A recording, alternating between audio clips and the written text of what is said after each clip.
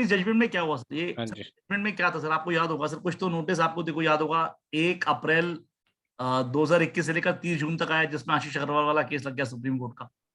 अब ये जजमेंट क्या था? It is in relation to by the judgement by the Delhi high court. Delhi high court में बहुत सारी जजमेंट थी, जहां पे मेन जजमेंट इन्होंने they have put it like this of Sumanjeet Agarwal versus income income tax officer. बहुत सारे जजमेंट थे, जो मेन लीड केस है मैंने उसका नाम डाल दिया इसके अंदर। Otherwise there was plethora of batches of cases in this particular judgment. अब इस केस में क्या था सर? सर नोटिस डेटेड था 31 मार्च 2021 का, और नोटिस डिपार्टमेंट में ये मान बोल रहा था कि हमने नोटिस 31 मार्च 2021 को इशू किया। अप्रिशिएट कीजिएगा। पर हुआ क्या था, बहुत सारे एसएससी को, कईयों को नोटिस मिला था 1 अप्रैल को सुबह 6 बजे, कईयों को मान लो 4 अप्रैल को मिला, किसी को 5 अप्रैल को मिला, कईयों पे डिन नंबर नहीं था, कईयों पे डिजिटल सिग्नेचर नहीं थे। इस तरह के बहुत सारे इशू थे। तो हुआ क्या सर, देयर वाज 2 जजमेंट आई, एक मद्रास हाई कोर्ट की थी और एक जजमेंट थी इलाहाबाद हाई कोर्ट की। Madras high court has given Malvika enterprise की जजमेंट थी, मद्रास हाई कोर्ट की जजमेंट थी। और उस जजमेंट में द इशू वाज, और हमने जब पहले भी आज से 2-3 महीने 4 महीने पहले डिस्कस भी किया था, तभी मैंने बताया था मालविका एंटरप्राइज में एक दिक्कत ये थी दैट एसएससी ये शो नहीं कर पाया था कि भैया ये मेरा जो नोटिस है वो 31 मार्च 2021 के बाद आया है, तो वो कहीं पे भी कोई डॉक्यूमेंट्री एविडेंस नहीं दे पाया था। तो Malvika enterprise has been upheld against the SSC, but there was judgment of Dauji Abhushan, Allahabad high court का जजमेंट था। दाऊजी आभूषण इलाहाबाद हाईकोर्ट का जजमेंट था, जहां पे इलाहाबाद हाईकोर्ट ने साफ साफ बोला अगर नोटिस आपका 31 मार्च 2021 के बाद इशू हुआ है, तो ऐसे केस के अंदर relying on the judgment of Ashok Agarwal and Manmohan Kohli, it said that भैया ये आपको अगर करना था तो पुराने नए वाले रिजाइम में करना था, ओल्ड रिजाइम में नहीं कर सकते थे आप। और आपने नए रिजाइम, ओल्ड रिजाइम में ही असेसमेंट करने की कोशिश करी है, तो that is bad in law. तो ऐसे केस के अंदर सारी की सारी प्रोसीडिंग क्रैश कर दी। Now this matter went to Delhi high court. There few cases which has been to Delhi high court as well. तो दिल्ली हाई कोर्ट ने after looking at Malvika enterprise case in Madras high court and Dauji Abhushan of Allahabad high court, उन्होंने क्या किया sir, करीबन 5 category बना दी, 5 category बना दी questions की। पहला कैटेगरी बनाया उन्होंने, बोला category A is in respect of writ petition where notice is dated 31 March 2021 or before but digitally signed on और आफ्टर 1 अप्रैल 2021। मतलब नोटिस की डेट तो 31 मार्च है 2021 की, पर आपने डिजिटली साइन करे 1 अप्रैल 2021 के बाद। How sent and received on or before 1 April 2021 only. Category B बोला is in respect of writ petition where notice is dated 31 March 2021 or before digitally not signed, however sent and received on और after 1 April 2021। मतलब 31 March 2021 का है, ना तो आपने sign की है पर आपने नोटिस भेजे 1 अप्रैल 2021 के बाद। कैटेगरी सी बनाई in respect of writ petition where notice is 31 March 2021 or before digitally sign भी आपने पहले कर दिए, लेकिन आपने सेंट एंड रिसीव्ड किए ऑन 1 अप्रैल। मतलब तो पहली कैटेगरी में फिर से बोल देता हूं सर, 31 मार्च के नोटिस थे, सारे के सारे 31 मार्च के नोटिस डेटेड है। पहले वाली कैटेगरी के अंदर इन्होंने बोला कि डिजिटली साइन भी आपने बाद में किए हैं 1 अप्रैल के बाद, 31 मार्च के बाद, और भेजे ही बाद में। दूसरे वाले में सर आपने साइन ही नहीं किए पर भेजे आपने बाद में। सी वाले के अंदर नोटिस तो पहले डेटेड 31 मार्च के ही हैं, बट आपने साइन भी, आपने डिजिटली साइन पहले कर दी है पर आपने भेजे हैं 1 अप्रैल के बाद। कैटेगरी डी इसकी बात करता है they notice dated 31 March 2021, digitally sign 31 March 2021, लेकिन सर्विस ना तो मेल से गई है ना बाय पोस्ट से गई है, और एसएससी को पता लगा है सब पोर्टल से पता लगा है, या फिर जो सब्सिक्वेंट नोटिस आया था 142 उससे पता लगा है। कैटेगरी ई बताता है they notice 31 March 2021 manually signed, no service by email but dispatch through speed post on और आफ्टर 1 अप्रैल 2021। तो ये 5 सेट थे। तो एट द डे उनका टारगेट ये था कि भैया क्या इन केसेस में क्या होगा। नाउ सेकंड पैराग्राफ में प्लीज नोट करें व्हाट ही सेड। Therefore, अच्छा इस पॉइंट को मैं थोड़ा लास्ट में बोलूंगा जो इन्होंने कंक्लूड किया, प्लीज अप्रिशिएट कीजिएगा, ये मेजर क्रक्स था जो मैं आप डिस्कस करेंगे। नाउ उन्होंने बोला, थर्ड में बोला there is no dispute that since the इम्पर notice 13 14 14 15 15 16 16 17 17 18 they are waiting time bar 31 March 2021 as per newly amended 149A of the 1961 and therefore as per the law issued on or before 31 2021 it is an admitted fact that all the petition that although imper notice was generated ITBA portal 31 March 2021, however the same were dispatched only after 1 April 2021. Therefore the issue of arising determination of this court is whether the impugned notice will be governed by reasonable regime, जो पुराने वाले regime से या नए वाले से. ITB portal ने generate तो कर दिया, पर इन्होंने बोला भेजा उसने बाद में. उसके बहुत सारे कारण थे. तो ऐसे केस के अंदर सर दिल्ली हाई कोर्ट ने 5 क्वेश्चन डाले, बनाए अपने लिए क्वेश्चन ऑफ लॉ. वो पहला क्वेश्चन क्या था, whether the JAO, मतलब JAO मतलब judicial AO, act of a generating notice in the ITBA portal of 31st March 2021 without dispatching the notice meets the test of expression shall be issued. उसने बोला भैया सिर्फ ITBA portal डालने से और dispatch ना करने से क्या सर इशू बन जाता है, इशू माना जाएगा. पहला question, whether the dispatch as per section 13 of 2000 is signed qua non for the issue of notice through electronic mail. ये डिस्पैच होना जरूरी है इशुएंस के लिए.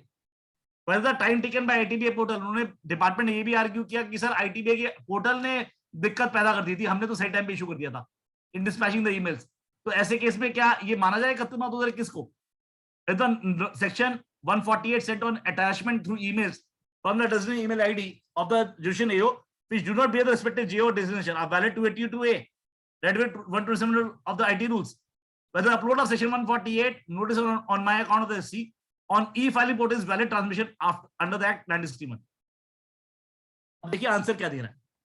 सब पहले वाले का उन्होंने बोला whether the JO act of generating notice in the ITBA portal without dispatching the notice, आपने डिस्पैच नहीं किया, क्या वो shall be issued माना जाएगा या नहीं माना जाएगा? सब कोर्ट ने बोला सॉरी, ये एसएससी के फेवर में है, जब तक आप डिस्पैच नहीं करोगे इशू नहीं माना जाएगा, सिर्फ साइन करने से कुछ नहीं फर्क पड़ता. दूसरा, whether the dispatch as per section 13 of the Act of 2000 is signed qua non, उन्होंने बोला आंसर यस, ये भी एसएससी में डिस्पैच होना बहुत जरूरी है. Third, whether the time taken by ITBA email software system on 31 March 2021 in dispatching the emails to the SSC is not attributable to JO. यहां पे भी उन्होंने बोला सॉरी भैया, पोर्टल किसने बनाया है? आपने बनाया है. अगर आपका वो टीसीएस वालों ने या फिर इन्फोसिस वालों ने अगर वो नोटिस डिस्पैच होने में टाइम लगा रहा है तो भैया ऐसे केस के अंदर ये माना जाएगा आपने इशू लेट ही किया है, क्योंकि इशू का मतलब क्या है कि जब आपके कंट्रोल से बाहर चला जाए. नाउ प्लीज अप्रिशिएट कीजिएगा सर, यहाँ पे 26.20 पे एक बात और अच्छी बोली उन्होंने, we are respectful agreement with the law laid down very high court in court of Dauji Bhushan, जो मैंने समझाया आपको, Santosh Krishna HUF, Mohanlal Santwani advance for developer limited and जोराज वी डिंकम sir for determining when notice were issued the date and time when the ITBA email software system is triggered and notice leave the last ITBA server would be considered. जिस time पे ITBA का server उसने छोड़ दिया उस दिन उस time को काउंट करना चाहिए उसे, राइट सर. नाउ अब अगला question, whether the section 148 notice sent as an attachment through email from the designated email ID of JO, जहां पे JO की सिग्नेचर है वो माना जाएगा. उन्होंने कहा आंसर इज यस, ये डिपार्टमेंट की फेवर में था, राइट. आखिरी question, whether the upload of section 148 notice on the my account of the C or the filing is valid transmission under 148, the court answer is negative against the department. उन्होंने बोला ई filing portal डालने से कुछ नहीं होता भैया, उसको पता होना चाहिए, बिकॉज सर आपको तरीका था या तो मेल पे भेजते या आपको सर ये बात किसी तरह से भेजनी चाहिए थी ई फाइलिंग पोर्टल पे. सिर्फ पोर्टल पे डालने से कुछ नहीं होता, आपको मेल या फिर आपको नोटिस डिस्पैच करने बहुत जरूरी थे. सिर्फ पोर्टल में डालने से कुछ काम नहीं बनेगा. सर यहां तक सब कुछ ठीक ठाक है. प्रॉब्लम है पैरा नंबर 2. पैरा नंबर 2 के अंदर एक बात लिख दी उन्होंने, सर दिल्ली हाईकोर्ट ने बोला therefore the country which has arisen for concession is whether the impugned notice was issued on before 31st after. If this court holds that the impugned notice was validly issued under the unamended section 149 of 1961 on before 30 March, then the reasonable proceeding should be governed by unamended provision. पुराने provision में होना चाहिए. However, ये note करें sir, बहुत important है, जो मुझे लगता है कहीं ना कहीं दिक्कत पैदा करेगा. However, if this court conclude that the impugned notices were issued on or after 1 April 2021, then the new regime under 147 or 158 shall govern the reasonable and the decision of Supreme Court in Union of India versus Ashiya Agarwal 2022 SCC online 543 would apply. In that case, the imposed notice through issued 148, the unamended Act of 1961 should be considered 148B as amended Finance Act. उन्होंने बोला भैया अगर तो मैंने ये मान लिया 31 March 2021 से पहले इशू हो गए, जो हमने काफी जगह इन्होंने बोला भी है टू चेक इट, तो पुराना लॉ लगेगा, अदरवाइज आपका नया लॉ लगेगा और आशीष अग्रवाल वाला जजमेंट भी इस पे लगेगा. अब यहां से इशू शुरू होता है. मेरा क्वेश्चन आपसे ये है, जैसे मैं कैटेगरी की बात कर रहा हूं, इन्होंने कैटेगरी और सी में सबको बात ये समझा दी कि भाई कौन क्या क्या लगेगा. क्वेश्चन ये है कि भैया whether the decision of Delhi High Court in making the notice, if it found to be issued after 31 March 2021 to be notice under 148B, is in spirit of finding of apex court judgment in Ashish Agarwal case, क्या ये आशीष अग्रवाल की judgement के हिसाब से सही था? पहली बात तो मेरा पर्सनल व्यू है सर इस तरह का पॉइंट आना ही नहीं चाहिए from Delhi high court. Why it is so? Appreciate कीजिएगा सर, प्लीज एप्रिशिएट कीजिएगा सर. दिल्ली हाई कोर्ट के केस के अंदर प्लीज नोट कीजिएगा सर, सुप्रीम कोर्ट के डिसीजन के अंदर ये जो आशीष अग्रवाल वाला केस है, प्लीज नोट करें इस पैराग्राफ में क्या लिखा हुआ है. It is true that due to bona fide mistake and view of subsequent extension of time, wide various notification, the revenue issued the employee notice 148 after the amendment of was enforced with effect 2021 under the unamended section 148. There appears to be genuine non-application of the amendment, as the office of the revenue may have been under a bona fide belief that the amendments may not have been enforced. तो मेरा question ये है कि sir ये पूरे case law में मैंने आपको समझाया सर, रेवेन्यू ये आर्ग्यू कर रहा था सर ये नोटिस तो डीम टू बी ये 31 मार्च 2021 से पहले इशू हो गए थे. तो क्वेश्चन उठता है यहाँ पे बोना फाइडी मिस्टेक कहां पर है?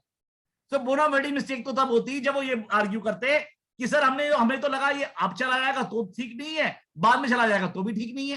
तो ऐसी बात तो आर्ग्यू इन्होंने कभी करी नहीं. इन्होंने तो आर्ग्यू हमेशा ये किया पूरे केस के अंदर कि सर ये नोटिस 31 मार्च 2021 से पहले इशू हुए हैं.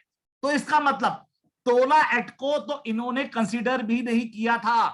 तो इसका मतलब it is not a bona fide mistake. तो what I want to say sir ये पर्टिकुलर जो वर्जन है कि if it is found to be from 31 March 2021 के बाद अगर नोटिस इशू है तो ऐसे केस के अंदर आशीष अग्रवाल वाला केस लग जाएगा. मेरा पर्सनल मानना है sir this is strictly no because it is not in the spirit of finding of the apex court judgment. अब the second question could be कि क्या ये हाई कोर्ट काम कर भी सकता है जो एपेक्स कोर्ट ने किया है? प्लीज अप्रिशिएट कीजिएगा सर, सुप्रीम कोर्ट ने आर्टिकल 142 यूज किया था.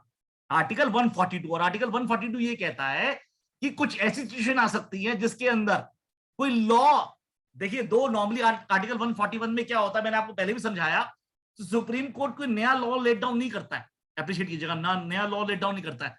वो सिर्फ सर ओल्ड लॉ को इंटरप्रेट करता है. और देयर आर वेरियस जजमेंट जिसमें हमने जो अगर मैं बात करूं इन द केस ऑफ बेनामी जो 23 अगस्त को आया था, वहां पे तो सुप्रीम कोर्ट ने यहां तक बोला था कि भैया हमारा काम नहीं है लॉ को ठीक करने का. अगर लॉ गलत है, लॉ गलत बनाया है, आपने कुछ लूपहोल छोड़ दिए हैं, कुछ स्ट्रिंग छोड़ दिए हैं, तो ऐसे केस में सब पार्लियामेंट शुड नो इट, सिर्फ पार्लियामेंट ठीक करेगा. उन्होंने साथ साथ ये बोला था अगर हमने कोई सिविल केस लॉ के अंदर कोई चीज हमने कोई बात डाल दी है तो उसको भी हम कैच नहीं करेंगे for criminal case law. Please appreciate कीजिएगा. तो सर सुप्रीम कोर्ट बार बार बोल रहा है भाई मैं नया लॉ लेट डाउन नहीं करूंगा, पर it is only under article 142 they have the power कि भैया वो नया लॉ भी बना सकते हैं, as if they are the god, they are above the parliament. Article 142 में एक नया लॉ भी बनाया जा सकता है, पर ऐसी कोई पावर हाई कोर्ट के पास नहीं है. तो व्हाट आई वांट टू से when the high court is saying like this कि भैया ये 148 के अंदर कवर हो जाएगा और ये अपना ये सारा जजमेंट एपेक्स कोर्ट की जजमेंट में कवर हो जाएगा, टू मी सर ये ओवर रीच है.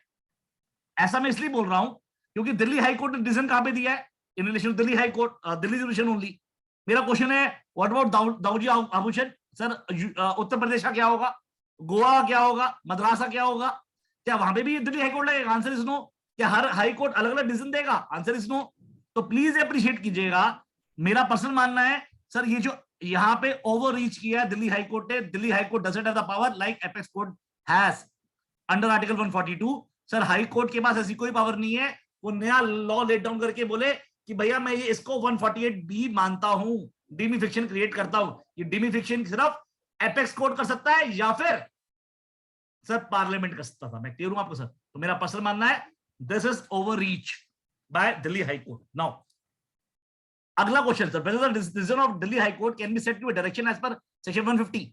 अब मान लीजिए सेक्शन 150 पढ़ते हैं तो प्लीज नोट करें सेक्शन 150 क्या कहता है कि भैया या तो वो भैया फाइंडिंग का डायरेक्शन होनी चाहिए by any authority by way of appeal, और या फिर कोर्ट की प्रोसीडिंग होनी चाहिए. तो क्वेश्चन उठता है कि क्या ये फाइंडिंग और डायरेक्शन माना जाएगा? तो प्लीज नोट कर ले, मैं जजमेंट आपको दिखा रहा हूं which is very very important, जो नॉर्मली लोग भूल जाते हैं और सेक्शन को माइन्यूटली पढ़ना बहुत जरूरी है. ये 2022 का जजमेंट है 136 taxman.com 2 Bombay high court, Pawan Murarka versus assistant commissioner of income tax. Sir judgment में क्या समझाया गया? उन्होंने ये समझाया प्लीज अप्रिशिएट कीजिएगा, जो वर्ड लिखे हुए वहां पे क्या लिखा हुआ है, एनी फाइंडिंग और direction contained in an order pass by authority in any proceeding under this act by way of appeal, reference और रिवीजन। तो अप्रिशिएट कीजिएगा, फाइंडिंग और डायरेक्शन किसकी, अथॉरिटी की। और सेक्शन 116 के अंदर सब समझाया गया है कि अथॉरिटी किसे कहते हैं, और high court is not authority. Appreciate कीजिएगा, तो ये फाइंडिंग और डायरेक्शन नहीं है। और आगे क्या बोलता है, और बाय कोर्ट, या हाई कोर्ट द्वारा, in any proceeding under any other law. पर ये तो इनकम टैक्स के अंदर ही है, तो सेक्शन 150 के हिसाब से ये जो हाई कोर्ट का जो ऑर्डर है, ना तो 150 पे कवर हो पाएगा, मैं कह रहा हूं आपको सर, तो ना ये फाइंडिंग का डायरेक्शन है अथॉरिटी की, क्योंकि अथॉरिटी है नहीं है, और ना ये हाई कोर्ट की किसी और लॉ के अंदर है, ये तो इनकम टैक्स एक्ट के अंदर है, तो सेक्शन 150 नहीं लग पाएगा। यही बात पवन मुरारका पे 2022 में 136 taxman.com में इन्होंने समझाई है। तो प्लीज अप्रिशिएट कीजिएगा। एक दिमाग में क्वेश्चन और आएगा आपके कि सर ये जो इंपैक्ट क्या है दिल्ली हाईकोर्ट का, जो 31 पॉइंट पैरा नंबर 31.8 में लिखा हुआ है कि भैया देखिए 31.8 में क्या लिखा था इन्होंने, we are conscious that the time granted by the supreme court in Ashish Agarwal to the department has since expired in 3rd June 2022. However, the proceeding in the present petition was stayed on 24th March 2022 until the pronouncement of this judgment. Therefore, we grant the JO the first instance on 8 weeks time from the today to determine the date of issuance notice as per the law laid down in this judgment. Please appreciate कीजिएगा। मेरा personal मानना है sir, पहली बात तो मैंने आपको बताया sir, high court doesn't have a power to do like this. इस जो एपेक्स कोर्ट कर पाता है आर्टिकल 142 में। इवन तो अगर मैं मान भी लूं तो प्लीज अप्रिशिएट कीजिएगा, 13, 14 और 14, 15 सर वो तो आपके कब खत्म हो गए थे, it has been elapsed on, अगर मैं तोला एक्ट को ही मान लूं तो 30 जून 2021 में खत्म हो गए थे। अब आपने जो स्टे दिया है वो स्टे दिया है आपने 31.8 के हिसाब से 24 मार्च 2022 को। तो प्लीज नोट करें, मैक्सिमम से मैक्सिमम इसके ऊपर सर, ये अगर सबको ठीक ठाक भी लगे, अगर जो मैं पहले बोल रहा हूं मान लो कोर्ट ना भी डिटरमाइन करे, सिर्फ 15-16 पे ले सकता, बिकॉज 15-16 पे 31 मार्च 2022 आपका टाइम बारिंग था। और प्लीज नोट कर लें अगेन, जो मैंने आपको याद से समझाया था, जो पीछे मैंने आपको बहुत सारे सबको वीडियोस भी भेजे हैं कि भैया ऐसे केस के अंदर डिपार्टमेंट क्या करेगा। प्लीज नोट करें, ऐसे केस में डिपार्टमेंट क्या करेगा सर, डिपार्टमेंट के पास सिर्फ 7 दिन ही है। आपको नोटिस देने के बाद 148 के निश्चित करने के लिए 149 के प्रोविजन नंबर 3 और 4 को पढ़ते हुए सर 7 दिन के अंदर 15-16 का नोटिस देना पड़ेगा। पर ये मान के चल रहा हूं कि तभी हो पाएगा जब कोर्ट ये बोलेगा कि हाँ मेरे पास फ्री पावर है। जो मेरा पर्सनल मानना है sir, it has been overreach sir, Delhi no high court has a power as of supreme court like they have in article 142। तो आर्टिकल 142 में आप नया लॉ लेट डाउन कर सकते हो, जो दिल्ली हाई कोर्ट के पास पावर नहीं थी, it has been overreach by them.